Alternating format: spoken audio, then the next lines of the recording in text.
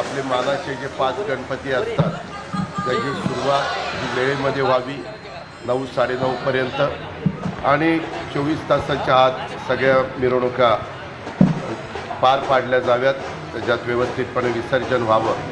त्यावेळेस अनेक सन्माननीय लोकप्रतिनिधींनी, CPंनी, पोलीस यंत्रणेनी यांच्याबरोबर चर्चा केली, मंडळांच्याबरोबर.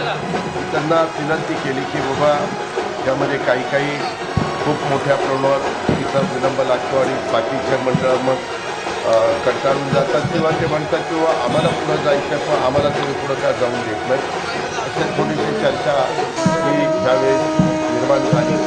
परंतु सगळ्यांनी मग एकवाक्यता केली आणि आपण जरा लवकर मिरवणूक सुरू करू. मानाचे गणपती लवकर त्या ठिकाणी सुरुवात करतील आणि साधारण ते गणपती गेल्यानंतर बाकीचे गणपती त्याच्यामध्ये सहभागी होतील.